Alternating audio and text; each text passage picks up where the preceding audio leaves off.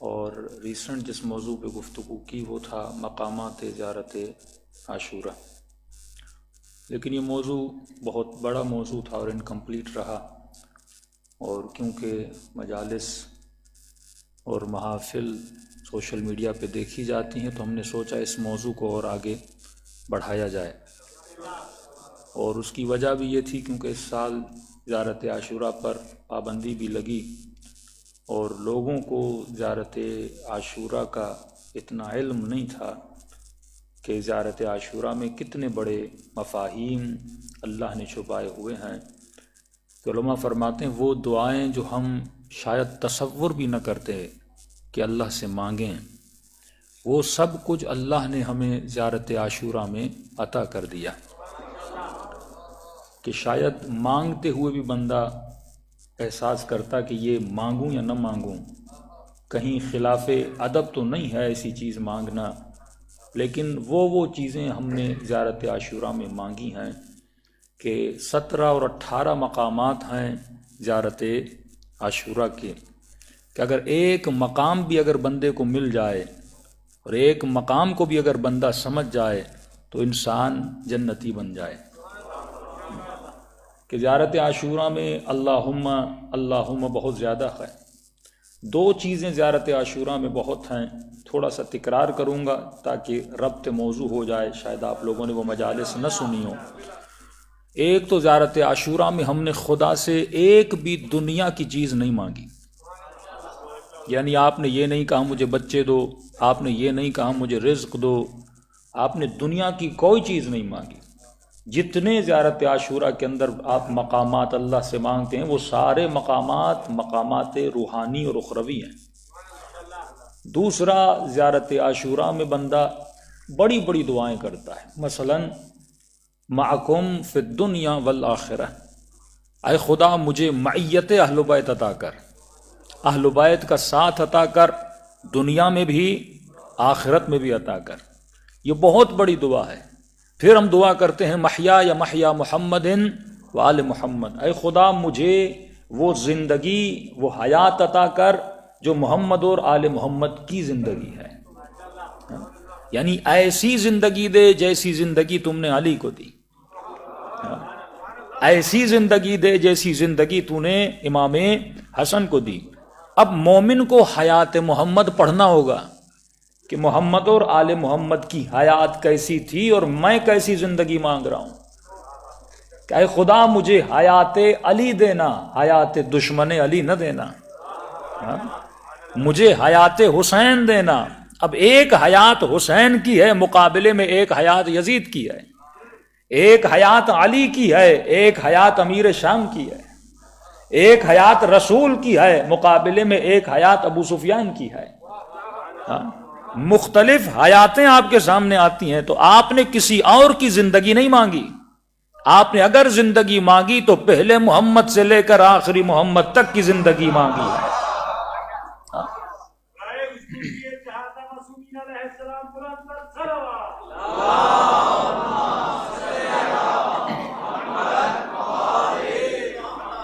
کہ ایک مجھے معیت محمد اور آل محمد چاہیے، ان دونوں کا ساتھ چاہیے۔ اب اس ساتھ کی برکت کیا ہے میں بتاؤں گا۔ دوسرا، مجھے حیات محمد اور آل محمد چاہیے، ومماتی ممات محمد و آل محمد، اے خدا اگر حیات ان جیسی عطا کر رہے ہو تو پھر موت بھی ان جیسی مجھے عطا کرنا۔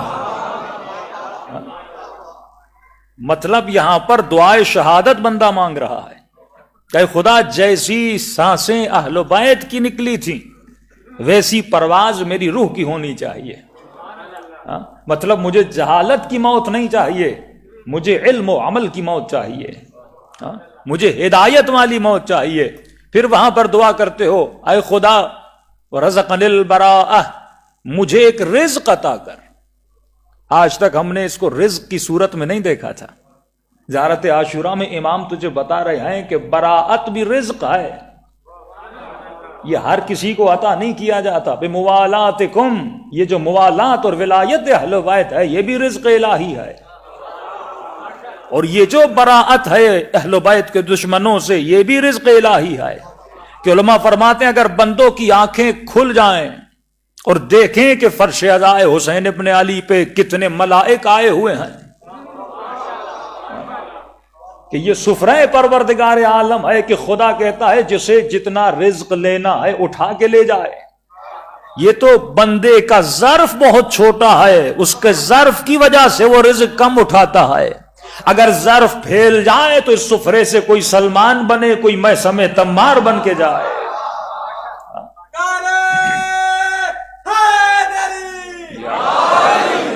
یہ سفرہ رزق محمد اور آل محمد ہے، کون کتنا یہاں سے اٹھا کر جاتا ہے۔ اور دوسری چیز جو زیارت عاشورہ میں سب سے زیادہ ہے، اکرمنی، جتنی ضمیریں ہیں وہ حسین کی طرف پلٹتی ہیں۔ سارکم، کس کی سار اور کس کا ایثار مجھے عطا کر؟ حسین کا ایثار عطا کر، مجھے اپنا کریم بندہ بنا۔ مقام محمود کی دعائیں کرتے ہو، یہ ساری چیزیں میں بتا چکا ہوں، ان کی ریپیٹیشن میں نہیں جاؤں گا۔ مقام محمود جو مقام شفاعت ہے، یعنی خدا اپنے حبیب کو کہے کہ حبیب نماز تہجد پڑھ تاکہ خدا تجھے مقام محمود عطا کرے، یعنی وہ جو خدا نے محمد کو عطا کیا اسی کی دعا ہم زیارت عاشورہ میں کر رہے ہیں۔ اس سے بڑی دعا ہو سکتی ہے؟ ایک ہے شفاعت کا ہونا، ایک ہے شفاعت کا کرنا۔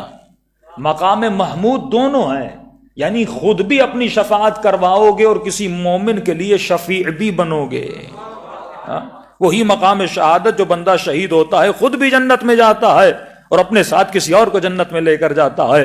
اتنی بڑی بڑی دعائیں زیارت عاشورہ میں ہیں، لیکن ایک مقام جس کو بہت سمجھنے کی ضرورت ہے، جس کا شدت کے ساتھ زیارت عاشورہ میں ذکر ہوا ہے، وہ کون سی چیزیں ہیں؟ زیادہ سے زیادہ زیارت عاشورہ میں ایک تو 100 سلام ہے، دوسرا 100 لعنتیں ہیں۔ زیادہ سے زیادہ لعنت کی گئی ہے اور زیادہ سے زیادہ سلام کیا گیا ہے۔ اللہم لعن اول ثم الثانیہ والثالثہ والرابعہ والیزید خامسہ ولعن عبید اللہ ابن زیاد وابن مرجانہ۔ اب یہ جو لعنتیں ہیں اس کی بھی میں نے تفصیل بیان کی ہے، لیکن تفصیل بیان کرنے کے بعد کسی جوان نے سوال کیا کہ مولانا ان لعنتوں سے مراد کیا ہے؟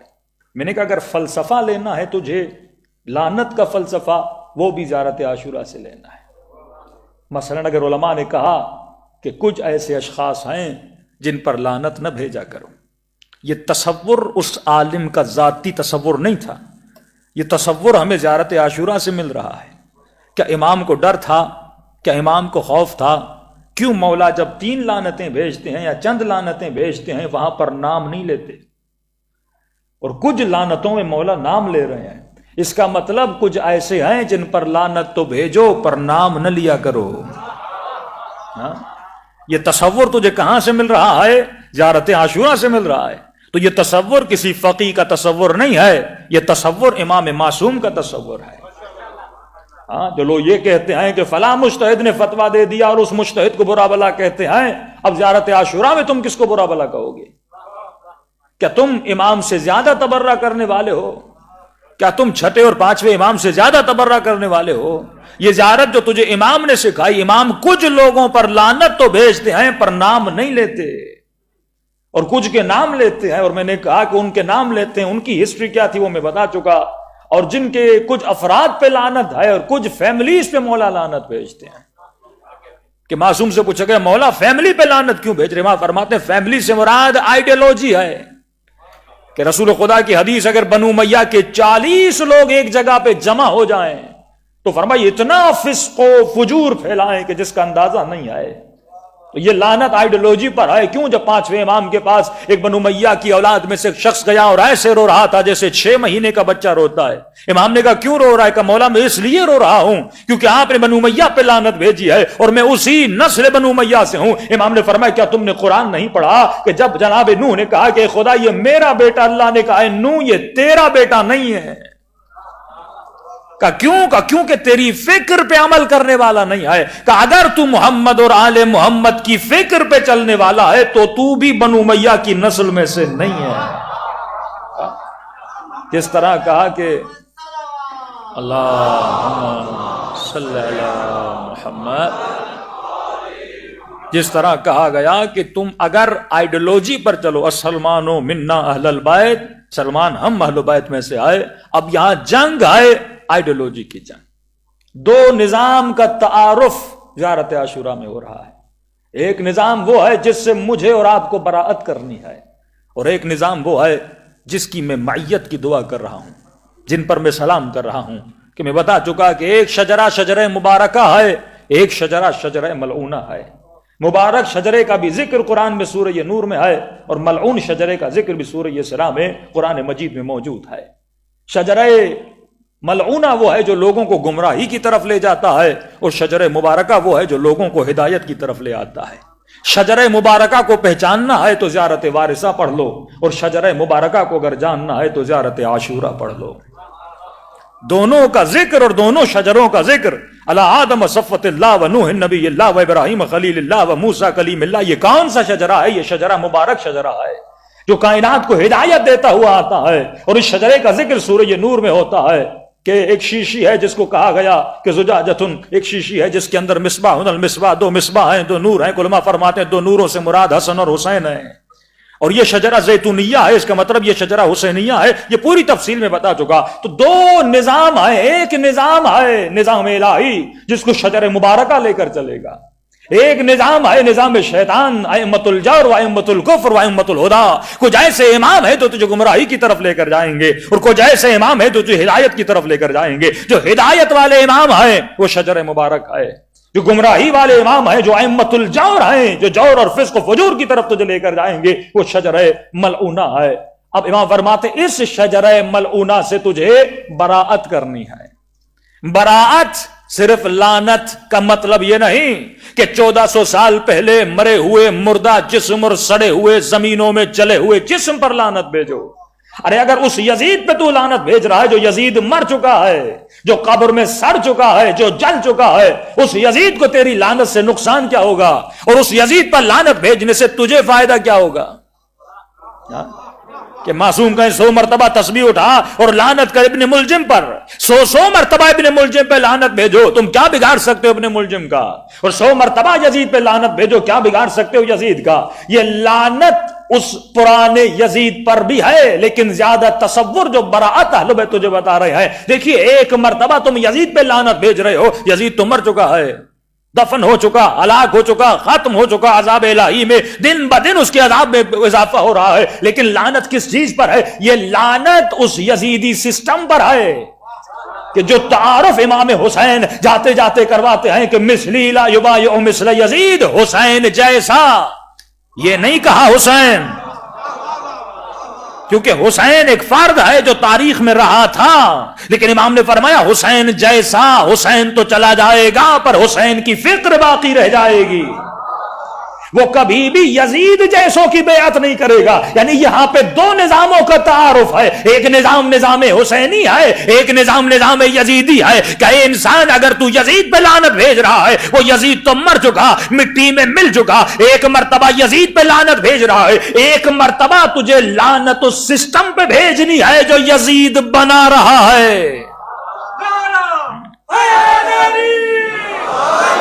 یہاں جنگ اللہ صلی اللہ محمد یہ جنگ دو سسٹموں کی ہے۔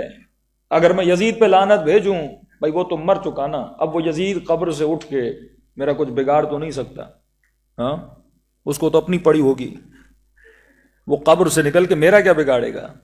لیکن یزید مر چکا، یزید کی فیکٹری تو ابھی تک ہے۔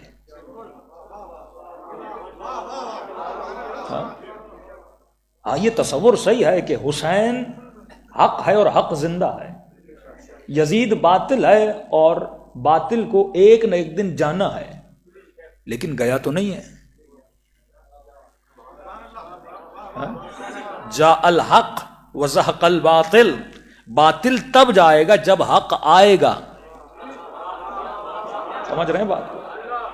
حق کب آئے گا؟ جب امام زمانہ آئے گا، تب کمپلیٹلی باطل کی جڑیں مولا سکھا دیں گے اور ختم کر دیں گے، لیکن ابھی تک باطل گیا تو نہیں۔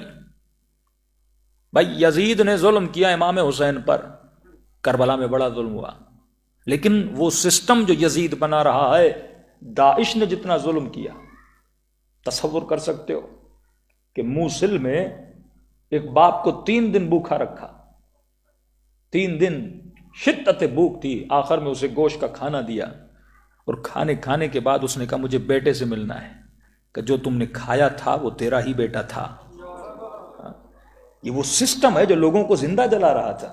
تو تصور کرو جو حسین کے چاہنے والے کو اس طرح مار رہا ہے، اگر یہ وحشی میدان کربلا میں ہوتے، یہ حسین کے ساتھ کیا کرتے؟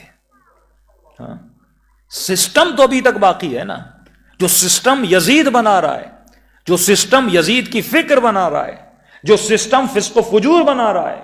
اب ہمارا تصور یزید کے لیے اتنا چھوٹا نہیں ہونا چاہیے جو تاریخ میں پھنس کے رہ جائے۔ اے انسان، وقت کے یزید کو پہچان، اور تو وقت کے حسین کو پہچان اور حسینی کردار کو پہچان۔ اگر مجھے اس سسٹم کا مقابلہ کرنا ہے تو مجھے بھی تو ایک ایسا سسٹم بنانا پڑے گا نا جس سسٹم میں حسینی بچے پیدا ہوں، جس سسٹم میں زینبی بچے پیدا ہوں، جس سسٹم میں اکبر جیسے جوان پیدا ہوں، جس سسٹم میں سیدہ زینب جیسی خواتین پلیں اور بڑھیں اور پیغام حسین کو بڑھائیں۔ لیکن افسوس سے یہ کہنا پڑتا ہے کہ جس طرح قرآن کی آیت ہے کہ عبادات پروردگار عالم کہتا ہے کچھ لوگ ایسے ہیں جو قرآن تو پڑھتے ہیں پر یہی قرآن ان پر لعنت بھیج رہا ہوتا ہے۔ آج کچھ لوگ ایسے ہیں جو یزید پہ لعنت تو بھیج رہے ہیں، اظہار براعت تو کر رہے ہیں، لیکن اس نے لعنت کو سمجھا ہی نہیں ہے۔ یہ یزید پر لعنت بھی بھیجتا ہے اور یزید کے سسٹم پہ عمل بھی کرتا ہے۔ یہ کچھ لوگ ایسے ہیں، یعنی لعنت تو بھیجتے ہیں پر لعنت پلٹ کے انہی کی طرف آتی ہے کہ تو کیسی لعنت بھیج رہا ہے جبکہ تو سسٹم میں یزید میں رہ رہا ہے۔ اب آخری زمانے کی ایک نشانی بتا دوں تاکہ آپ کو براعت کا سسٹم سمجھ آئے۔ براعت یعنی خود کو خالص بنا، براعت یعنی خود کو خالص بنا اور سسٹم ولایت میں آ جا اور سسٹم یزید سے نکل جا۔ لیکن جب تک تو سسٹم یزید کو سمجھے گا نہیں کہ یزید کا سسٹم کیا تھا، جب تک تو شمر کو نہیں سمجھے گا، جب تک تو ہرملا کو نہیں سمجھے گا، جب تک تو یزید کو نہیں سمجھے گا، ارے یزید اگر یزید بنا تو یزید کیوں بنا؟ شمر اگر شمر بنا تو شمر کیوں بنا؟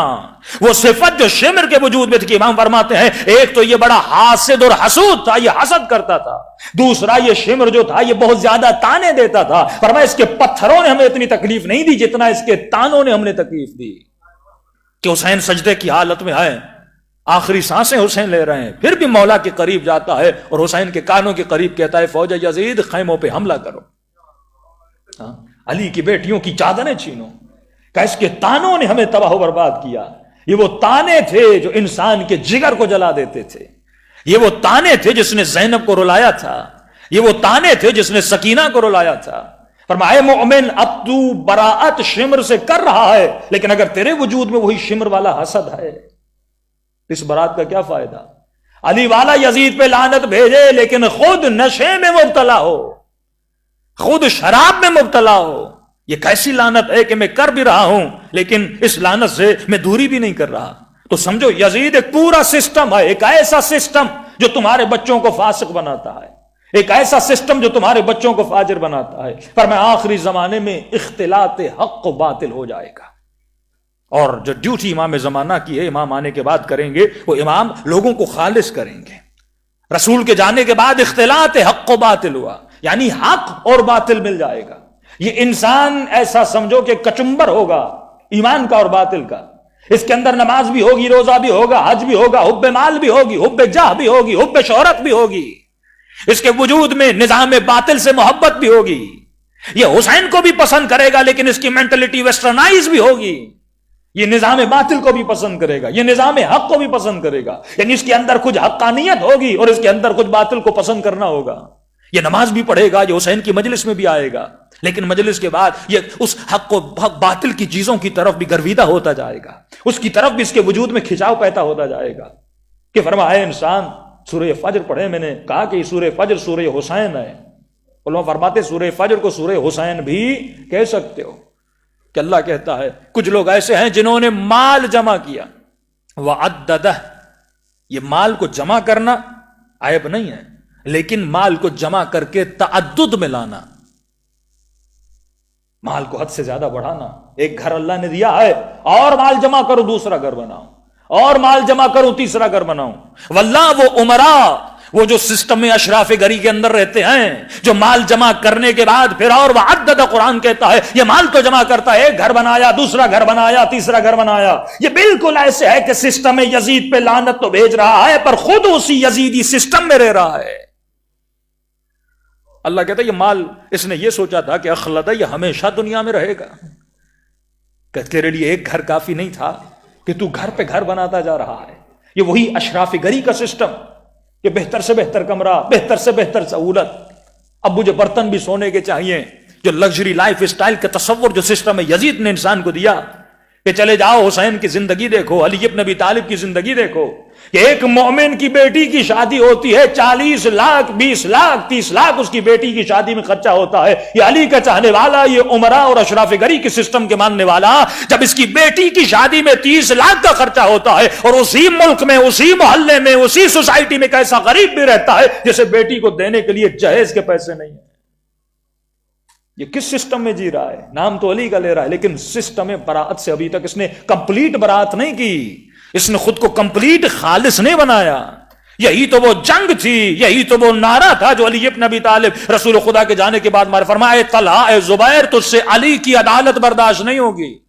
عبید اللہ ابن عباس کو جب مولا علی کے پاس بیت المال مولا نے دینا چاہا، جتنا بیت المال اسے دیا اتنا اس کے غلام کو دیا. علی یہ کیا کر رہے ہو؟ جتنا مجھے دے رہے ہو اتنا میرے غلام کو دے رہے ہو. کہ یہی میرے رسول کی عدالت تھی. میں نے پہلے دن سے تمہیں کہا تھا تمہیں علی کی عدالت پسند نہیں آئے گی. عدالت علی لوگوں کو برداشت نہیں ہوتی تھی. ذرا پڑھو کون سا صحابی کتنا مالدار تھا اور اس 20 سالوں میں 28 سالوں میں اس کے پاس مال کتنا آ گیا، جس میں اتنی تفریق بڑی کہ عجم کا وظیفہ اور تھا، عرب کا وظیفہ اور تھا. بات تو یہاں تک آ گئی جب نبی کی ازواج میں بیت المال کو تقسیم کرنے کی باری آئی، جو بیوی زیادہ جوان تھی اسے زیادہ دیا جاتا تھا، جو بوڑھی تھی اسے کم دیا جاتا تھا. وہ سسٹم انہوں نے بنا لیا جو اشراف گری کا سسٹم تھا، بیت المال کو جمع کرنے کا سسٹم تھا. اسی سسٹم کے خلاف جب علی کھڑے ہوئے تو لوگوں نے علی کو قتل کرنے کی کوشش کی، علی کو شہید کرنے کی کوشش کی. امام فرماتے تو حسین کا ماننے والا ہے اور حسین کا اگر ماننے والا ہے تو اس سسٹم سے براعت کر. جب تک تو اس سسٹم سے کمپلیٹلی باہر نہیں نکلے گا. کون سا سسٹم؟ پہچان یزید کے اندر کون سی صفات تھی. جتنا تو ایمان کے قریب ہوتا جائے گا اتنا خدا تجھے خالص کرتا جائے گا. اور یہ بات یاد رکھنا، جب ان کا قریب جاتا ہے تو پھر خدا کچھ امتحانات بھی لیتا ہے، کیونکہ بندہ ایسے خالص نہیں ہوتا. پہلے اس آگ میں جلنا پڑتا ہے. ہاں، پہلے اس گندگیوں کو، ناخالصیوں کو اپنے وجود سے اتارنا پڑتا ہے. جہنم کا تصور بھی یہی ہے کہ بندہ جہنم میں وَإِذَا الْوُحُوشُ حُشِرَتْ، جہنم میں وحشی لوگ ہوں گے. یہ وحشی پنا جو ان کے وجود میں ہے اسی وجہ سے وہ جہنم میں جاتے ہیں. اور سیدہ فرماتی اگر خود کو دنیا میں خالص نہیں کرو گے تو اللہ کی آگ تجھے خالص کرے گی، اور اس کا آگ کا خالص کرنا بڑا مشکل ہے. انسان اس سے پہلے کہ موت آئے خود کو دنیا میں خالص کر لے. کہ سیدہ کیسے خالص کروں؟ کا بہترین راستہ ہے اللہ کی دربار میں توبہ کر لے. آنسوؤں سے خود کو دھونا بڑا آسان ہے لیکن اللہ کی آگ سے خود کو دھونا بڑا مشکل ہے. صلوات پڑھے محمد و آل محمد.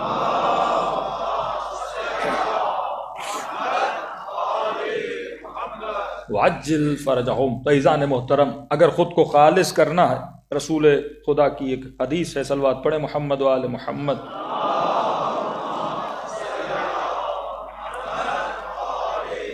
فرماتے ہیں ان اللہ تبارک و تعالی اعار اعداءہ اخلاق من اخلاق اولیائہ. یہ اکثر نوجوان کہتے ہیں مولانا جب ہم ویسٹ میں جاتے ہیں تو انگریزوں کا اخلاق بڑا اچھا ہے، یا کبھی کبھی دشمن علی سے بھی ملو گے تو بڑا شاید کوئی نہ کوئی خوش اخلاق ہو. تو ان کے پاس یہ اخلاق کہاں سے آیا؟ اسلام ہمارے پاس ہے اور اخلاق ان کے پاس ہے. تو فرماتے ہیں پروردگار عالم نے اعار اعداءہ اخلاق من اخلاق اولیاء، اللہ نے عاریے کے طور پر، ایسے سمجھیں ادھار کے طور پر، اولیاء اللہ کا اخلاق ان کے دشمنوں کو دیا. اللہ نے عاریے کے طور پر، ادھار کے طور پر ان کو اخلاق دیا. یہ جو ان کے وجود میں اخلاق ہے یہ عقلانی اخلاق نہیں ہے، کہ امام کی ایک حدیث ہے جنود جہل اور جنود عقل، ان کے اخلاق کی بنیاد عقل نہیں ہے. ان کا اخلاق تم آج دیکھ رہے ہو، لیکن یہ اخلاق جانے میں بھی دیر نہیں کرتا، یہ اخلاق گرنے میں بھی دیر نہیں کرتا. انگریز کتنا با اخلاق ہے، لیکن یہی انگریز جب عراق میں گیا تو اس نے عزتوں کو لوٹا، اس نے کتنا ظلم کیا. یہی با اخلاق انگریز جب، اس میں ساری فوجیں شامل ہیں، آسٹریلین فوج شامل ہے، برٹش فوج شامل ہے، فرانس کی فوجیں شامل ہے، سارے شامل ہیں. اور یہی لوگ جب افغانستان میں جاتے ہیں کہ لوگوں کے ساتھ پھر آپ دیکھو کیا حال کرتے ہیں. تو ان کا اخلاق عاریہ کے طور پر ہے، ٹیمپریری ہے. اور اللہ نے عاریہ کے طور پہ اخلاق کیوں دیا؟ لِيَعِيشَ أَوْلِيَاؤُهُ مَعَ أَعْدَائِهِ فِي دَوْلَاتِهِمْ، تاکہ اللہ نے ان کو ادھار کے طور پہ دشمن کو، کافر کو یہ اخلاق دیا. مثلا تھوڑی بہت انسانیت، تھوڑا بہت اخلاق، سچائی ان کے وجود میں رکھی. اس لیے رکھی تاکہ اللہ کے ولی ان کے ساتھ زندگی کر سکیں. اگر میں ان کو اخلاق نہ دیتا، وہ اتنے وحشی تھے، ان حیوانوں کی طرح تجھے پارا پارا کر دیتے. کربلا کے میدان میں جب اخلاق چھینا جاتا ہے، شمر کی حالت دیکھو کیا ہے. اخلاق نظر آتا ہے؟ نہیں آتا. اور بلا کے وجود میں اخلاق نظر آتا ہے؟ نہیں آتا. جب خدا پھر انسان کو ظاہر کرتا ہے، پھر اس کا اخلاق ظاہر ہو جاتا ہے. یہی انگریز عراق میں دیکھو اخلاق نہیں ہے، افغانستان میں دیکھو اخلاق نہیں ہے. ان کے ظلم کو دیکھ کے بندہ پریشان ہو جاتا ہے. ان کی جیلوں میں چلے جاؤ اور جوانوں کے ساتھ ان کا اخلاق دیکھو، آپ پریشان ہو جائیں گے. میں نے اگر ان کو اخلاق دیا، وہ ابھی تمہارے لیے اخلاق دیا تاکہ اولیاء اللہ، اعداء اللہ کے ساتھ کچھ برس زندگی گزار سکیں. ورنہ یہ تمہیں کچا چبا جاتے، تمہیں نیست و نابود کر دیتے. اگر یہ اخلاق نہ دیتا، ولولا ذلک لما ترکوا ولیا، اگر میں ان کو اخلاق نہ دیتا، یہ زمین پر ایک بھی اللہ کے ولی کو نہ چھوڑتے، سب کو قتل کر دیتے. یہ اخلاق میں نے اس لیے ان کو دیا. لیکن ایک دن آئے گا جب ان کا اخلاق ظاہر ہو جائے گا. مثلا انگریز جب مال کے توسط سے بیچ میں آتا ہے، جب ملکوں میں غارت کرنے آتا ہے، کیونکہ اس کے اخلاق کی بنیاد عقل نہیں ہے، اس کے اخلاق کی بنیاد مال ہے. اسے بچپن سے سکھایا گیا، اس کو مال کی لالچ کے طور پہ اخلاق سکھایا گیا. لیکن جو اخلاق علی ہے، جو اخلاق رسول ہے، زمانہ پتھر بھی مارے لیکن رسول گالی نہیں دیتے. 70,000 ممبروں سے مولا علی کو برا بلا کہا گیا، لیکن مولا علی نے ایک بھی گالی نہیں دی، کیونکہ علی کا اخلاق عقل والا اخلاق تھا. لیکن دشمن علی کا اخلاق دیکھو، اعداء اللہ کا اخلاق دیکھو. 70,000 ممبروں سے مولا کو گالیاں دی جا رہی ہیں. یہ دشمن علی ہے نا، اس کا اخلاق دیکھو. بوئس طول اتم میں مکارم الاخلاق. اب یہاں پہ تجھے براءت کا تصور سمجھ آئے گا کہ کتنا مولا علی کو گالیاں دے رہے ہیں، لیکن مولا علی ان کے کردار سے براءت کر رہے ہیں. کسی مومن نے کہا مولانا ہم دشمن علی کو، دشمن اہل بیت کو کیا گالی دے سکتے؟ میں نے کہا قطعاً نہیں دے سکتے، کیونکہ سائیکولوجیکلی گالی وہ دیتا ہے جسے اپنے اندر کی بھڑاس کو اتارنا ہے. گالی ہے اپنی بھڑاس کو ختم کرنا، اور جب بھڑاس ختم ہوتی ہے تو گالی بھی ختم ہو جاتی ہے. لیکن لعنت شروع دن سے ہے اور قیامت تک رہے گی. لعنت کی بھڑاس تو ختم ہی نہیں ہوتی، لعنت ہمیشہ رہتی ہے. لعنت یعنی اس کے سسٹم سے تجھے دوری اختیار کرنی ہے. اور آج آپ واللہ دیکھ سکتے ہیں کہ جو اخلاق اہل بیت اور اہل بیت کے چاہنے والوں کا اخلاق، اور افسوس ہوتا ہے اس سوشل میڈیا کے زمانے میں بھی اتنی جہالت ہو کہ آج سے 40 سال پہلے اگر شیعوں پہ الزام لگائے جاتے تو بندے کو سمجھ آتا، لیکن آج جب الزام لگائے جائیں سوشل میڈیا کے زمانے میں، یعنی علل اعلان بندہ قرآن کھول کے جھوٹ بولے. مثلا پہلے بولا جاتا کہ شیعوں کے 40 جز ہیں تو بات سمجھ میں آتی تھی، لوگوں کی رسائی نہیں تھی، شیعوں تک مان بھی لیتے تھے. لیکن آج اگر کوئی بولے شیعوں کے 40 جز ہوتے ہیں تو بھائی اگر ہیں تو بھائی ہمارے پاس بھی لاؤ، ہم بھی دیکھیں یہ 10 کون سے تھے. ایران کا کوئی قرآن لاؤ، لبنان کا کوئی قرآن لاؤ، پاکستان کی مسجدوں میں محفلوں میں کوئی لاؤ.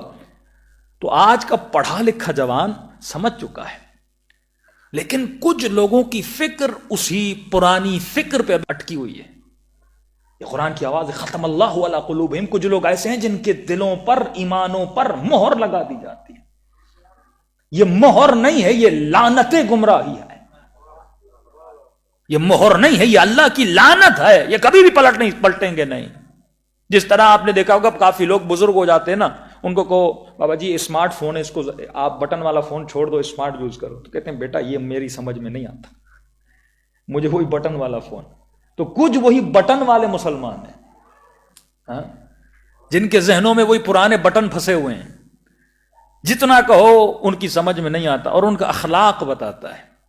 مثلا میں نے اس سال ایک جملہ کہا تھا کہ جب ہمارے جلوس نکلے اور اس سے پہلے ان کے جلوس نکلے، اور 40 میں تو مومنین نے اتنی شرکت کی اور دنیا کو بتا دیا کہ حسینی ہوتا کیا ہے ہاں، ریلیاں نکالی اور کافر کافر شیعہ کافر کے نعرے لگائے گئے. تو ایک جوان بڑا غصے میں تھا، مولانا ہمیں کافر کہہ رہے ہیں. میں نے کہا بھائی غصہ کیوں کھاتے ہو، وہ تو قابل ترس ہیں، غصہ تو ان پہ کرنا ہی نہیں چاہیے. کہ کیوں مولانا ہمیں گالیاں دے رہے ہیں. میں نے کہا یہ بتاؤ اگر کسی گھر میں جاؤ اور اس گھر میں ایک طوطا ہو اور طوطا تجھے گالیاں دے، ہاں بھائی طوطا اگر گالیاں دینا شروع کر دے، ہاں طوطا بولے کافر کافر شیعہ کافر، تو کیا طوطے پہ غصہ کرو گے، اس کی گردن کو مروٹو گے؟ کہ نہیں مولانا طوطے پہ کیسا غصہ. میں نے کہا یہ سارے طوطے ہیں.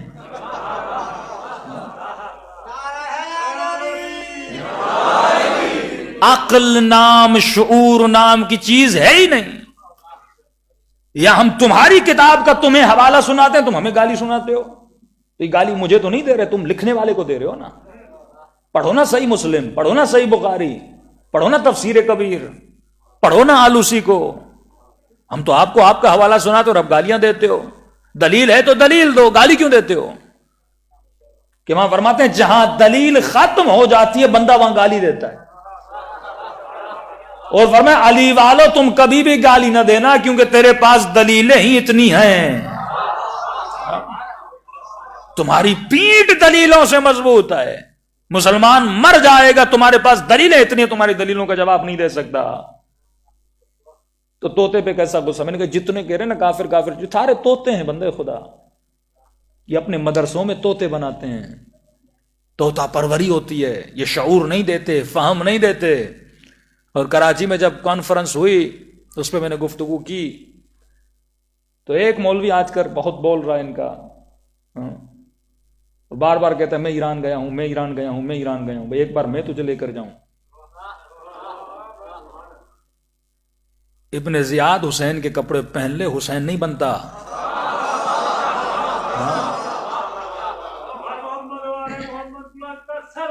اللہ صلی اللہ محمد. تو اس نے وہاں پر آ کر صحیح بخاری کی غالباً ایک حدیث پڑھی، نام ہے منظور مہنگل. مہنگل کافی بلوچ میرے دوست بھی ہیں، اس کا ایک واقعہ آپ کو سناؤں گا. لیکن اس نے کہا کہ بخاری کی حدیث ہے کہ رسول خدا نے فرمایا کہ جس نے اپنے مسلم بھائی کو کافر کہا یہ کفر اسی کی طرف پلٹتا ہے. اب حدیث خود پڑھ رہا ہے، دیکھو اللہ سچ بھی منہ سے بلواتا ہے. یہ مسلمان اس نے بھائی تیرا عالم خود آ کے اسٹیج پہ حدیث پڑھا کہ رسول نے فرمایا جو اپنے مسلم بھائی کو کافر کہے وہ کفر اسی کی طرف پلٹتا ہے. تو اس نے کہا اب تمہارے پاس دو راستے ہیں، جنہوں نے اب اس نے بڑوں کے نام لینا شروع کیے، اشرف علی تھانوی فلاں فلاں فلاں فلاں فلاں فلاں فلاں نے شیعوں کو کافر کہا کہ اگر ان کی بات نہیں مانو گے تو پھر ان کو کافر ماننا پڑے گا. وہ محمد علی مرزا کا مشہور جملہ ہے نا کہ بابوں کی کتابوں کا خدا اور ہے. ہاں تو یہ اپنے ان بابوں کو بچانا چاہ رہے ہیں کہ جنہوں نے شیعوں کو کافر کہا اگر تم آج شیعہ کو کافر نہیں مانو گے تو اس حدیث کے مطابق وہ سارے کافر ہو جائیں گے. بھائی آسمان کی طرف اور چاند کی طرف دیکھ کر تو کتنا بھی تھوکے گا، تھوک اپنے ہی چہرے پر آ کر گرتی ہے. مسلم کون ہوتا ہے؟ تمہارے 3 اصول دین، ہمارے 5 اصول دین. مسلمان اسے کہتے ہیں جو توحید کو مانے، نبوت کو مانے، قیامت کو مانے. شیعہ تو تینوں کو مانتے ہیں، توحید کو بھی مانے، نبوت کو بھی مانے. ایک حدیث نبی خدا کی لا کر دکھا، اگر اصحاب میں سے کوئی کسی صحابی کو نہیں بھی مانتا وہ کافر ہو جاتا. ایک حدیث ہمیں لا کر دکھا. اگر اصحاب میں سے کوئی کسی صحابی کو برا بلا کہتا ہے یا نہیں مانتا یا فور ایگزامپل اس صحابی کو گالی دیتا ہے وہ دائرہ اسلام سے نکل جاتا ہے. اگر یہی اصول تو نے بنایا تو پھر کئی اصحاب کو تمہیں دائرہ اسلام سے نکالنا پڑے گا. پھر بتانا پڑے گا کہ عمار کو جس نے مارا اس کا کیا ہوگا, حجر ابن عدی کو جس نے مارا اس کا کیا ہوگا, 70,000 ممبروں سے علی کو جس نے گالیاں دی اس کے ایمان کا کیا ہوگا. تو اپنی بات اپنے منہ پہ آ کے ان کے گرتی ہے. اور ابھی اس نے ایک نئی بات کی کہ شیعوں کو قرآن پڑھنا نہیں آتا, ان کے پاس حافظ قرآن نہیں ہوتے. حالانکہ مصر کے بعد سب سے بڑا جو قرآن کا مقابلہ ہوتا ہے اب ہر سال وہ ایران میں ہوتا ہے.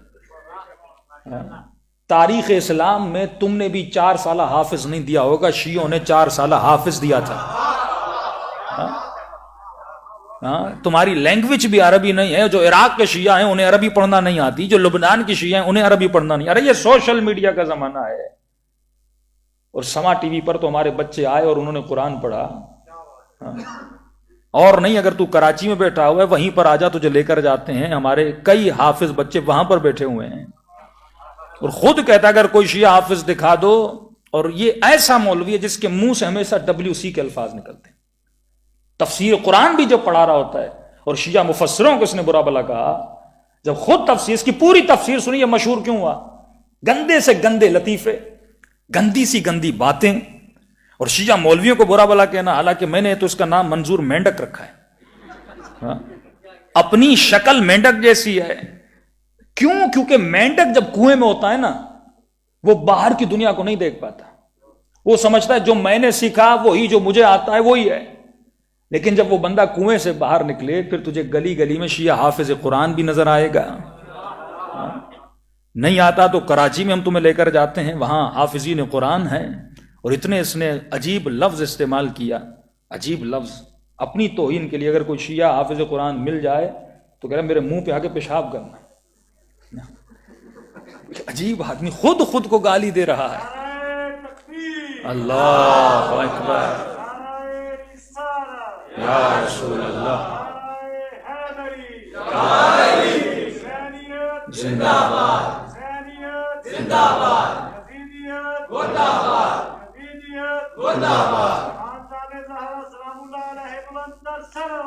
اللہم صلی علی محمد. اور نہیں, کراچی کا مدرسہ ہے اور وہیں سائیڈ میں جماران کے بچے ہیں, جو حفظ قرآن کا سلسلہ ہے, وہیں پر چلا جائے تو اسے شیعہ حافظ مل جائیں.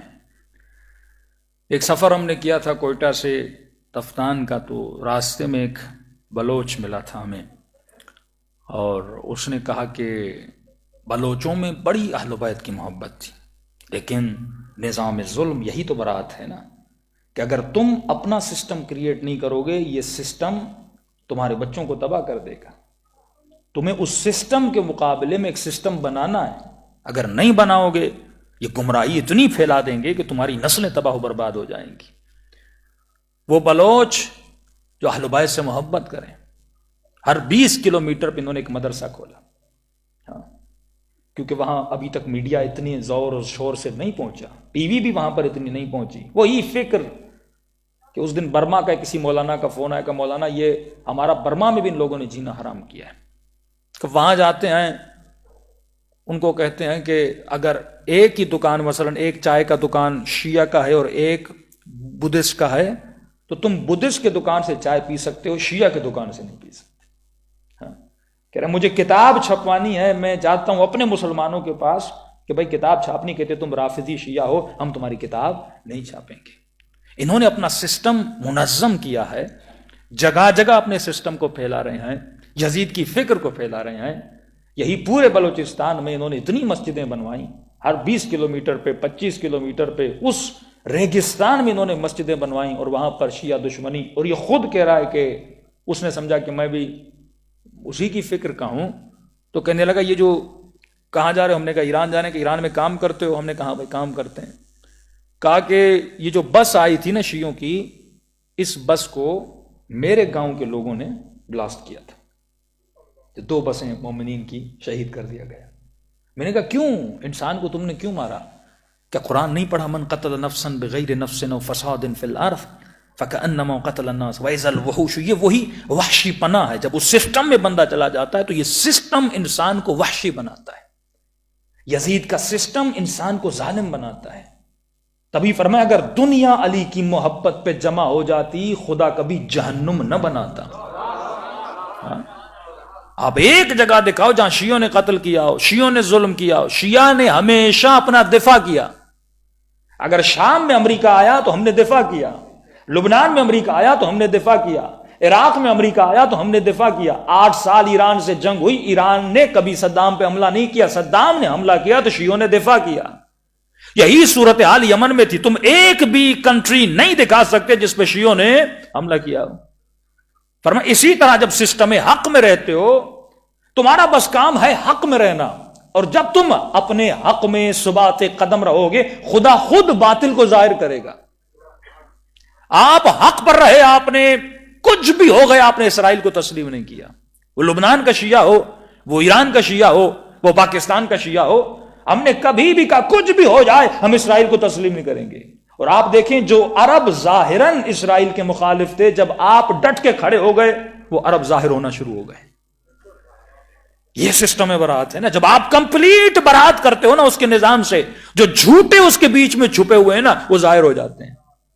عمان ظاہر ہو گیا، ابو ظبی ظاہر ہو گیا، سعودی عرب ظاہر ہو گیا. اب ان کے پاس کوئی لیڈر نہیں ہے.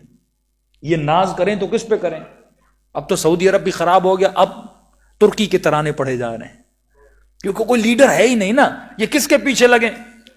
تو ابھی نیا سسٹم، نئی حکومت، نیا لیڈر لایا جا رہا ہے اور تغل کے نام سے. ہاں بھائی، ڈرامے دکھا دکھا کے لوگوں کے برین کو واش کیا جا رہا ہے. یہ ڈرامے کا مین مقصد کیا ہے؟ کہ آپ کے دل میں حکومت عثمانیہ کی محبت بڑھے، آپ کے دل میں نظام ترکی کی محبت بڑھے.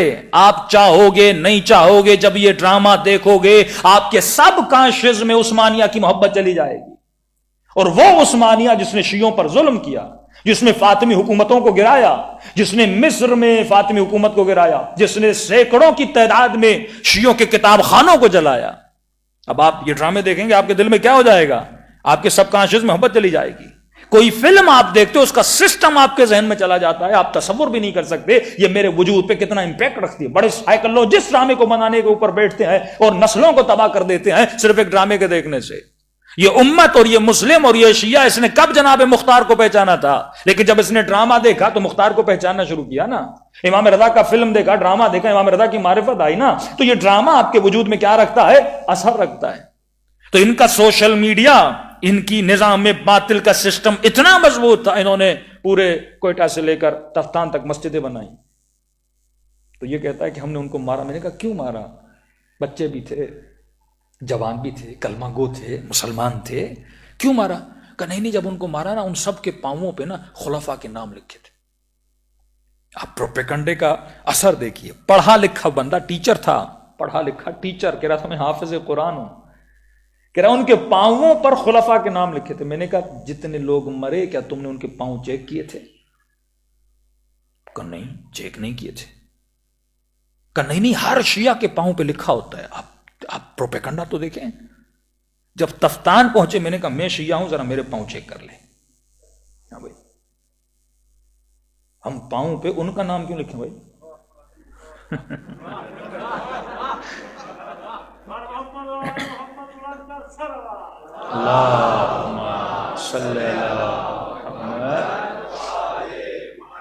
تو میں نے کہا آپ نے دیکھا کہ نہیں؟ میں نے دیکھا نہیں. میں نے کہا پھر قرآن کی تم نے آیت نہیں پڑھی؟ اگر کوئی خبر لے کر آئے تحقیق تو کرو، سچا ہے یا جھوٹا ہے.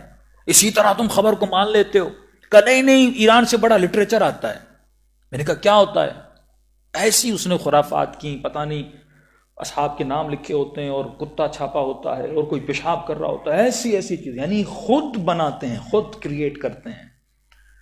میں نے کہا میں 20 ایئر سے ایران میں رہ رہا ہوں، تم ایران آ جاؤ نا. کتابیں کہاں سے چھپتی ہیں؟ ایران سے. میں نے کہا ایران آ جاؤ، پوری مارکیٹیں گھومو، میں تجھے کردستان لے جاتا ہوں، بلوچستان لے جاتا ہوں، دیکھو شیعہ سنی کس طرح آپس میں رہ رہے ہیں. میں نے کہا جس مشہد میں ہم پڑھتے ہیں جتنا وظیفہ شیعہ مولوی کو ملتا ہے وہیں پر سنی مولوی وظیفہ لینے آتا ہے. جو ہیلتھ انشورنس شیعہ طلبہ کی ہوتی ہے وہی ہیلتھ انشورنس اہل سنت کے طلبہ کی. ایک ہی لائن میں ہم کھڑے ہوتے ہیں. میں نے کہا وہاں تو شیعہ سنی کا کوئی مسئلہ ہے ہی نہیں. کہا نہیں یہ ممکن نہیں ہے، شیعوں کے 40 جز ہیں. پھر ہم نے اس کو دعوت دی. میں نے کہا ایران آ جاؤ. کہ اگر میرے گاؤں والوں کو پتا بھی چلا نا میں ایران گیا ہوں، مجھے ہی جلا دیں. ہاں، اس قدر نفرت اس سسٹم میں ڈال دی. اور یہ ان مدرسوں میں جاتے ہیں 20-20 ہزار بچوں کے دماغوں کو اس دور میں، یعنی یہ دور وہ زمانہ تھا کہ ان کی شام غریبہ میں کیا ہوتا ہے، یہ اپنے نیازوں میں کیا ملاتے ہیں، یہ لوگ ان چیزوں پہ بلیو کرتے تھے، لوگ ان کو مانتے تھے. کہ ایک فوج کا آن ڈیوٹی جنرل ہمیں بتاتا ہے کہ ساتھ میں ایک اور جنرل آیا، اس کے گھر میں ہم کھانا بھیج رہے تھے، اس کی بیوی پھینک دیتی تھی. MBBS پاس، اس کو میری بیوی نے بلایا. میں نے کہا سنا آپ کھانا پھینک دیتے ہو؟ کہاں کیوں پھینکتے ہو؟ کہ شیعہ اپنے کھانوں میں ذوالجناح کا فضلہ ملاتے. اس نے کہا جب تمہارے پڑھے لکھے MBBS کا یہ حال ہے تو تمہارے جاہلوں کا حال کیا ہوگا؟ آپ جہالت دیکھیے، جہالت کتنی ہے. تب یہ اہل بیت فرماتے ہیں اگر ان کو اس سسٹم سے نکالنا ہے تو ان کو اپنی محفلوں میں بلاؤ، اپنی مجلسوں میں بلاؤ. آج سب سے زیادہ جو وہ پریشان ہے وہ اپنی کتابوں سے، آپ کی کتابوں سے پریشان نہیں ہے. وہ مسلم کو صحیح لگا کر پریشان ہو گئے ہیں، وہ بخاری کے سامنے صحیح لگا کر پریشان ہو گئے. اب صحیح بھی ہے، اب کریں تو کیا کریں؟ زیادہ نہیں، ایک حدیث جو حدیث حوض ہے، فرقے ناجیہ کی حدیث ہے کہ میری حضرت موسیٰ کے 72 فرقے تھے، میری امت کے 73 فرقے ہوں گے، 72 کے 72 جہنمی ہوں گے. یہ تو صحیح و سند حدیث ہے، ہر اہل سنت کا مفتی عالم مانتا ہے. بھائی آپ ہمیں چھوڑ دو، شیعوں کو چھوڑ دو، ہمارے لیے تو تم نے سوچ لیا ہے. تمہارے آپس میں جتنے فرقے ہیں، وہ بریلوی، وہ حنفی، وہ شافعی، وہ احمد، جتنے تمہارے فرقے ہیں، اور رسول کیا فرما رہے؟ ایک فرقہ جنتی ہوگا. اس حدیث کو پڑھنے کے بعد اگر کسی مسلمان کو رات کو نیند آ جاتی ہے، وہ مسلمان گمراہی میں ہے. اتنی خطرناک حدیث پڑھنے کے بعد تجھے سکون سے نیند بھی آ جاتی ہے، حالانکہ تجھے پتا بھی نہیں فرقہ ناجیہ ہے کون سا فرقہ، نجات یافت فرقہ کون سا ہے جس کو اللہ ایک فرقہ جنت میں جائے گا، سارے کے سارے نہیں جائیں گے. تبھی فرمایا علی انت قسیم النار والجنہ، علی تو جہنم اور جنت کو تقسیم کرنے والا ہے. کیا مطلب تقسیم کرنے والا ہے؟ فرمن یمت یرنی، جو مرے گا علی کی زیارت کرے گا اور دیکھنے کے بعد کہے گا یا لیتنی کنت ترابا. یہ فاسق اور فاجر اور علی کے در سے دور جس نے علی کا ساتھ چھوڑا تھا کہے گا اے کاش میں تراب ہوتا جب ابو تراب کو دیکھے گا. حسرت، جنگ علی کے وجود پر آئے، پوری جنگ وجود علی پر آئے. سیدہ کے گھر پہ حملہ ہو رہا ہے علی کی وجہ سے، حسن کے جنازے پہ تیر چل رہے ہیں علی کی وجہ سے، کربلا میں مولا حسین کو شہید کیا جا رہا ہے علی کی بغضاً لابیک. تیری نفرت، تیرے بغض کی وجہ سے، تمہارے باپ کے بغض کی وجہ سے حسین ہم تجھے مارنے آیا ہے. تو معیار محبت اور بغض کا رسول علی کو بنا کر گئے. علی مع الحق والحق مع علی. اے لوگوں، علی حق کے ساتھ ہے، حق علی کے ساتھ ہے. یہ مت دیکھنا کہ حق کہاں جا رہا ہے، یہ دیکھنا کہ علی کہاں جا رہا ہے.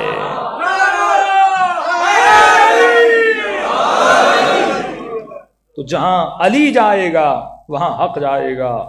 تبھی فرمایا وَإِذَا الْمَوْعُودَةُ سُئِلَتْ.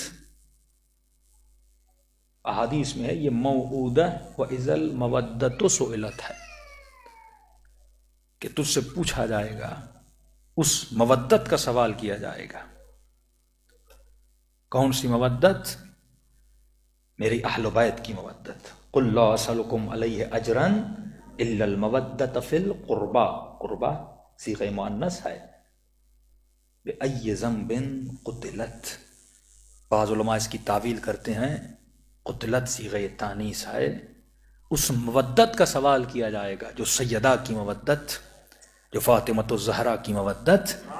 اللہم صلی علی محمد. اور سوال کیا جائے گا بِأَيِّ ذَنْبٍ قُتِلَتْ. میری بیٹی کا گناہ کیا تھا ہاں کہ اس کے اوپر آگ کا دروازہ گرا دیا گیا. اے مسلمان، تم نے آل رسول سے، کئی لوگ سوال کرتے ہیں کیسے ممکن ہے سیدہ کے گھر کو آگ لگ جاتی، کیسے ممکن ہے کہ نبی کی بیٹی کی اتنی بے احترامی ہوتی. آج تو خود مان لیا نا کہ بیٹی دربار میں گئی تھی، حق مانگا تھا، کیونکہ اس کا اختلاف اور اس سے انکار کوئی مسلمان کر نہیں سکتا. اور آج اس بے احترامی پہ اتر آئے اور کہنے لگے کہ یہ بی بی خطا پر تھیں، کیونکہ ایک ہی بندہ خطا پہ ہو سکتا ہے، سیدھی سیدھی بات ہے۔ دو دعوے دار ہیں نا، سیدہ کہہ رہی ہیں کہ میرے بابا مجھے دے کر گئے ہیں، مقابلے والا کہہ رہا ہے کہ نہیں ہے، خطا پہ ایک ہی ہو سکتا ہے نا، دو تو نہیں ہو سکتے۔ یہاں پر بھی کہو گے یہ خطا اجتہادی تھی، یہ بھی جرت نہیں تھی کہ کہیں خطا اجتہادی تھی۔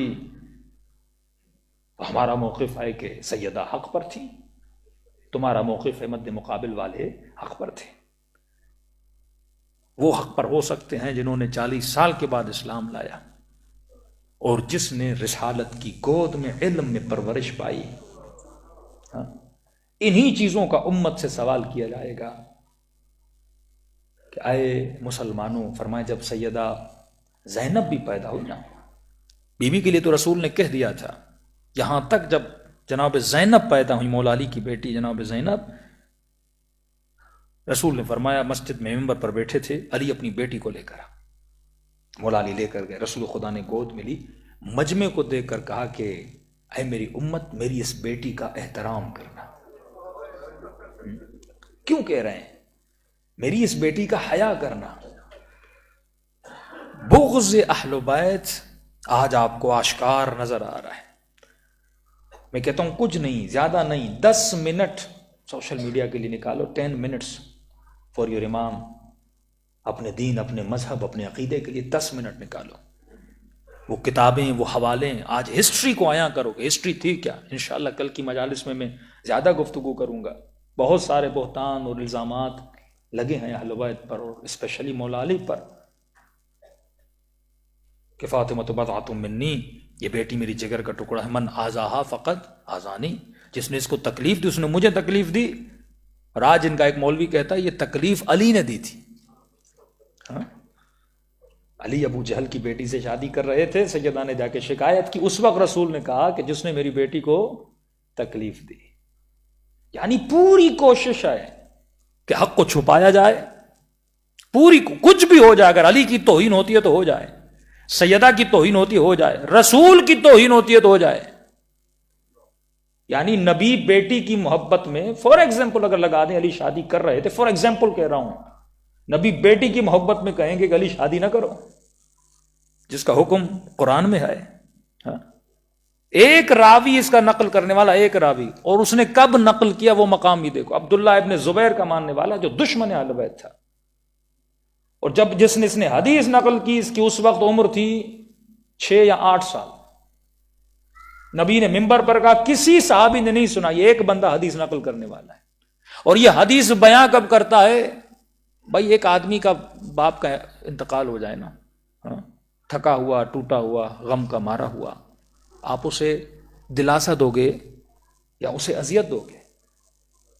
امام سجاد کربلا کے واقعے کے بعد مدینے واپس آتے ہیں، کربلا کے واقعے کے بعد، لاشیں اٹھانے کے بعد، اکبر کا لاشا، اسیری، ماں بہنوں کا غم، اس وقت یہ شخص آتا ہے اور امام کو یہ سناتا ہے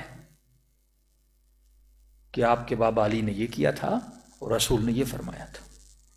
اس وقت اس بات کے کہنے کا مطلب کیا کہ امام کو تکلیف دی جائے۔ اور جب چھٹے امام سے پوچھا گیا، مولا اس کی تفصیل میں کل آؤں گا، کہ لوگ بہتان لگاتے ہیں اہل بیت پر، کبھی علی پر، تو امام نے فرمایا کہ تو نے قرآن نہیں پڑھا؟ کس کس پہ بہتان نہیں لگا؟ یوسف پر فحاشی کا بہتان لگا، اللہ کا نبی تھا۔ یعقوب کی بیوی پر بہتان لگا، ایوب پر بہتان لگے، کا محمد مصطفیٰ پر بہتان لگے، کا اور چھوڑ دو، جو خدا وحدہ لا شریک ہے، امت نے خدا کا جسم بنایا، اسے قابل ترکیب اور قابل جز بنایا، تو فرمایا تعجب نہ کرو کہ اگر علی پر بہتان لگے۔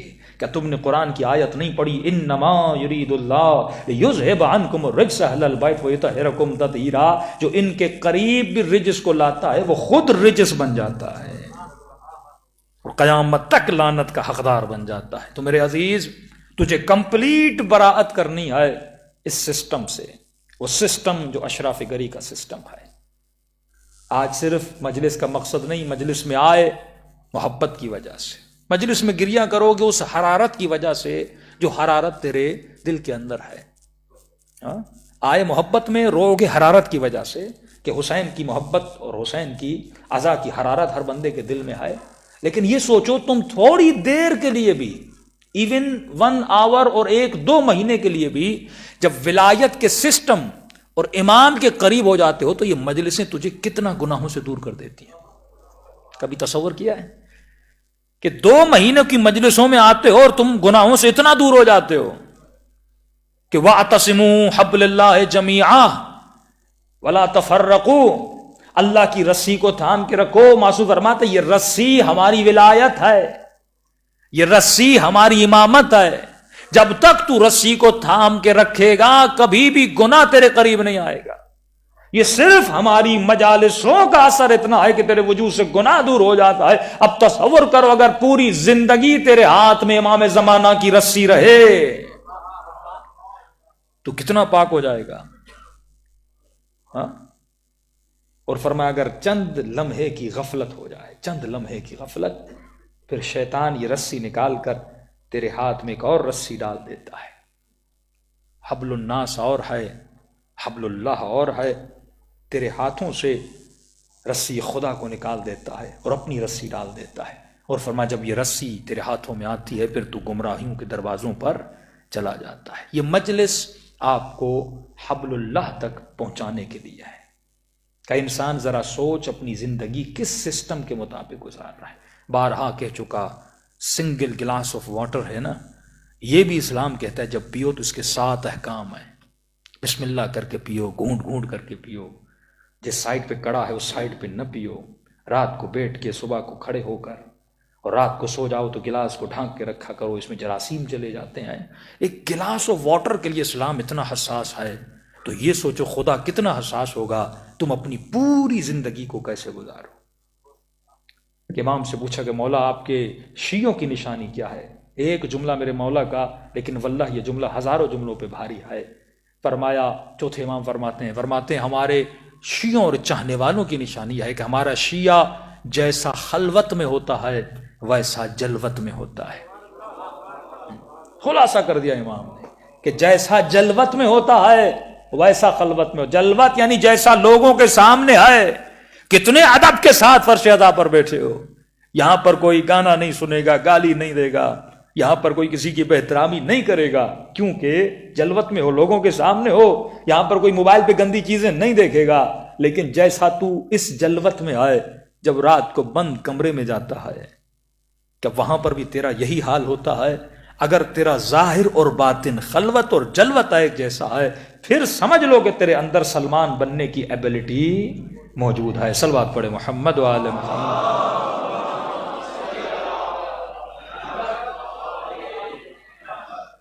فرمایا کہ اے مومن، اس کائنات کے مختلف نشے ہیں، نشوں سے بچو.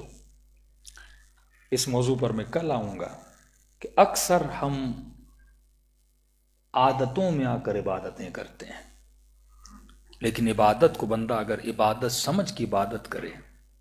دیکھیے میں چھوٹی سی مثال جوانوں کو دی تھی کہ یہی نماز ہے نا، کہ جنگ صفین میں مختلف جنگوں میں جب مولا نے مصلی بچھا دیا تو لوگوں نے کہا یا علی یہ میدان جنگ ہے، میدان نماز نہیں ہے.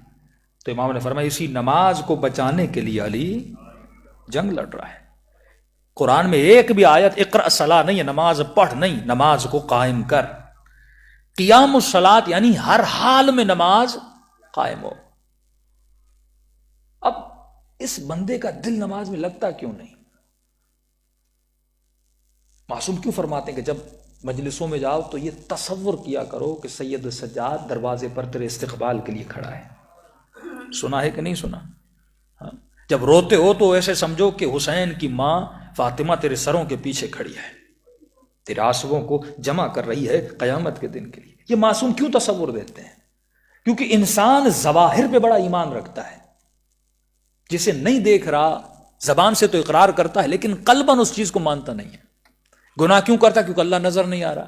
اللہ نظر نہیں آتا تو بندہ غافل ہو جاتا ہے اس اور اللہ کے حضور میں گناہ کرتا ہے کیونکہ اللہ کے حضور کو نہیں سمجھ رہا. اسی طرح نماز ہے. کیوں امام حسین کربلا کی آخری رات میں فرماتے ہیں عباس ایک رات کی مہلت مانگ، مولا آخری رات کیا کریں گے؟ بچی کے ساتھ بیٹھیں گے. جب بندہ مرنے لگتا ہے نا رشتہ داروں کو بٹھاتا ہے, آخری بار ہے بیٹیوں کو دیکھ لوں, بیٹوں کو دیکھ لوں, بیوی کے ساتھ بات کروں. لیکن مولا کیا آپ بیٹیوں کے ساتھ بیٹھیں گے یا بیٹوں کے ساتھ؟ فرمایا نہیں, حسین مصلی عبادت پہ بیٹھیں گے. کہ لشکر یزید کہتا جس طرح شہد کے چھتے سے آواز آتی ہے اسی طرح حسین کی تسبیح کی آواز آ رہی تھی. ایسی تسبیح. کیوں؟ یہ لگاؤ جو اہل بیت کو ہے میرے دل میں کیوں نہیں؟ کیونکہ میں نے ابھی تک غیب پر وہ یقین کامل نہیں لایا. تو میں نے ایک چھوٹی سی مثال دی تھی. میں نے کہا یہ بتاؤ اگر تجھے کہا جائے کہ ڈیلی 10 منٹ کے لیے امام حسین آ رہے ہیں اور تجھے حسین سے ملاقات کرنی ہے, کیونکہ امام حسین کا تصور میرے وجود میں اللہ سے بھی زیادہ اسٹرانگ ہے, یہ حقیقت ہے. مولا علی کا تصور اللہ سے زیادہ اسٹرانگ ہے, کیونکہ میں نے محسوس کیا ہے, کبھی مجلس میں آتا ہوں, کبھی ان کی زری پہ, کبھی علم. اب کہا جائے کہ 10 منٹ حسین آئیں گے اس امام بارگاہ میں اور مومن آ جانا, امام حسین سے ملاقات ہے. کیونکہ حسین کی محبت اور حسین کی شخصیت کا تصور, شہید کربلا کا تصور میرے دل میں اتنا مضبوط ہے. اگر تجھے ٹائم 6 بجے کا دیا جائے کہ حسین 6 بجے تجھ سے ملیں گے, تو دروازے پہ کب آ کے کھڑا ہو جائے گا؟ امیجن کرو. شاید کوئی مومن ایک دن پہلے ہی آ جائے, شاید کچھ کئی گھنٹے بعد پہلے آ جائے تاکہ مجھے امام حسین سے 10 منٹ کے لیے بات کر شرف ملے گا, اور کہے ڈیلی آنا حسین, ڈیلی 10 منٹ اس سے بات کریں گے. اب تم نے امیجن کیا کہ کیا محبت ہے امام حسین کی. اب سمجھو کہ اہل بیت مصلی پہ سب سے پہلے کیوں جاتے تھے, اور جب حسین سے ملنے آؤ گے کیسے آؤ گے؟ نہا کر آؤ گے نا, خوشبو لگا کر آؤ گے نا, صاف ستھرے ہو کر آؤ گے نا, یہاں تک کہ مولا میرے ناخن بھی نہ دیکھ لیں, ناخنوں کو بھی کاٹ کے آؤ گے نا, تاکہ حسین دیکھیں تو دیکھیں یہ میرا شیعہ ہے, یہ میرے سامنے آیا ہے. اس حال میں آ کر امام حسین کے ساتھ بیٹھو گے. یہی حال تھا جب اہل بیت مصلی پر آتے تھے, اپنی ساری زینتوں کو مصلی پر لے کر آتے تھے, خوشبو لگاتے تھے, بہترین لباس پہنتے تھے, اور بڑے سکون اور اطمینان سے مصلی پہ بیٹھتے تھے. کیوں؟ کیونکہ حسین کے لیے نماز ایک ایکسرسائز کا نام نہیں تھا, نماز صرف اٹھنے بیٹھنے اور سجدے کا نام نہیں تھا, نماز ملاقات خدا کا نام تھا. اس لذت کے ساتھ مصلی پہ, کیونکہ یقین تھا کہ میں مصلی پر اللہ سے باتیں کر رہا ہوں, یہ سورہ حمد جو زبان سے ادا کر رہا ہوں یہ کلمات میرے پروردگار عالم کے کلمات ہیں, لیکن میری نماز جسٹ ایکسرسائز ہے. 2 سجدے ہیں, ایک رکوع ہے اور قیام ہے, اور کچھ بھی نہیں, کیونکہ میں ایکسرسائز کر رہا ہوں. میں اس تصور سے نماز نہیں پڑھ رہا کہ میں پروردگار عالم کے سامنے کھڑا ہوں, جو رب الارباب ہے, جو خالق حسین اور خالق علی ہے, جو خالق زہرا ہے, جس نے اتنا حسن خلق کیا ہے وہ خود کتنا حسین ہوگا, جس نے اتنے کریم بندے بنائے ہیں وہ خود کتنا کریم ہوگا. تو یہاں تصور کو بدلنے کی ضرورت ہے. جتنا میرا تصور اسٹرانگ ہوتا جائے گا اتنا میرا یقین اسٹرانگ ہوتا جائے گا, اور جتنا میرا یقین اسٹرانگ ہوتا جائے گا اتنے میرے ایمان کے مراتب بھی بڑھتے جائیں گے. تو فرما آ کربلا کے میدان میں ذرا حسین کی نماز کو دیکھ, آ زندان شام میں سیدہ زینب کی نماز کو دیکھ. یہ شخص کہتا ہے میں نے حسین کو اکبر کا لاشا اٹھاتے ہوئے دیکھا. میں نے جب عباس کے بازو کٹے ہوئے اٹھاتے ہوئے دیکھے تو ایسے لگ رہا تھا جس کے واقعاً اس کی کمر ٹوٹ گئی ہے. اور جب میں نے جوان بیٹے کے لاشے پہ آتا ہوا دیکھا, وہ کہتا میں نے پہچانا نہیں, پہلے بال سیاہ تھے اب بال سارے سفید ہو چکے تھے. لیکن کہتا ہے جب گودی قتل گاہ میں گیا اور حسین کا سر سجدے میں جا رہا تھا, اب مجھے چہرے پر ایسی رونق نظر آئی کہ لگ ہی نہیں رہا تھا یہ وہی ہے جس نے بیٹے کا لاشا اٹھایا تھا, یہ وہی ہے جس نے بھائی کے کٹے ہوئے بازو اٹھائے تھے اور سجدے میں جا کر یہ جملے کہے رضن برضا و تسلیما لامرہ. جب یقین ہونا پروردگار عالم پر پھر بندے کے چہرے پہ یہ سکون ہوتا ہے. اور امام سجاد فرماتے ہیں کہ پورے سفر میں نے نہیں دیکھا میری پھوپھی اماں بیٹھ کے نماز پڑھے, لیکن جب زندان شام آتا ہے رات کے اندھیرے میں اٹھتی ہیں بی بی, وضو کرتی ہیں, اور جب نماز پڑھنے کا وقت ہوتا ہے تو بی بی بیٹھ کے نماز پڑھتی ہیں. عالمہ غیر معلمہ, وہ بی بی جس کو فقہی مسائل کا اتنا پتا کہ جب مومن کو اتنی تکلیف ہو اسے کھڑا نہ ہوا جائے، جانتے ہیں آپ لوگ، تو پھر اجازت ہے کہ بندہ بیٹھ کے نماز پڑھے۔ امام وقت سوال کر رہے ہیں کہ پپی اماں پورے سفر میں نے نہیں دیکھا آپ بیٹھے ہیں، اب کیا ہوا ہے کہ آپ بیٹھ کے نماز پڑھ رہی ہیں؟ فرمایا سجاد میرے لال، زندان میں کھانا بہت کم آتا ہے، میں سارا کھانا بچوں میں تقسیم کر دیتی ہوں، اب زینب کے بدن میں طاقت نہیں ہے، یعنی بی بی کھڑی بھی نہیں ہو سکتی، اور اس بی بی کو 8 گھنٹے شرابی کی دربار میں کھڑا رکھا جائے،